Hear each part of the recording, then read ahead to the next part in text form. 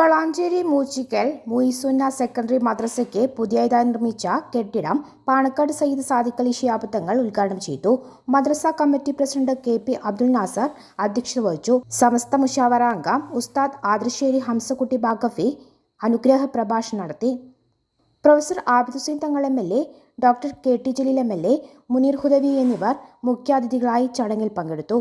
ചടങ്ങിന്റെ ഭാഗമായി സമസ്ത പൊതുപരീക്ഷയിൽ ടോപ്പ് പ്ലസ്, ഡിസ്റ്റിങ്ഷൻ എന്നീ സ്ഥാനങ്ങൾ നേടിയ വിദ്യാർത്ഥികൾക്കും മദ്രസ കെട്ടിടത്തിന്റെ പണി പൂർത്തീകരിക്കാൻ പ്രയത്നിച്ചവർക്കും ഉപഹാരം നൽകി. അത്തിപ്പറ്റ അബ്ദുൽ വാഹിദ് മുസ്ലിയാർ പ്രാർത്ഥനാ സമ്മേളനം ഉദ്ഘാടനം ചെയ്തു. കോട്ടപ്പുറം മഹല്ല് ഖത്തീബ് ആഫിൽ മുൻ ഇം വാഫി മതപ്രഭാഷണം നടത്തി. Municipal chairman Ashraf Ambalathingal, Abdurahman master P, professor Sajid, പൂർവാധ്യാപകൻ ഇബ്രാഹിം ഫൈസി, മദ്രസ സ്വദർ മുഅല്ലിം മുഹമ്മദ് ഷഫീഖ് വാഫി അയ്യായ എന്നിവർ പ്രസംഗിച്ചു. മദ്രസ സെക്രട്ടറി പി ഹബീബ് റഹ്മാൻ സ്വാഗതവും ട്രഷറർ അഷ്റഫ് എം നന്ദിയും പറഞ്ഞു.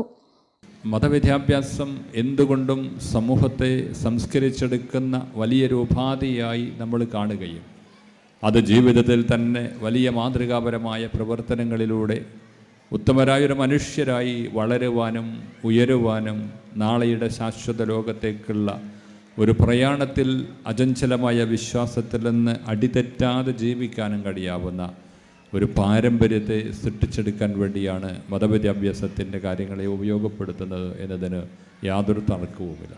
ഈ ചാനൽ ന്യൂസ് വളാഞ്ചേരി.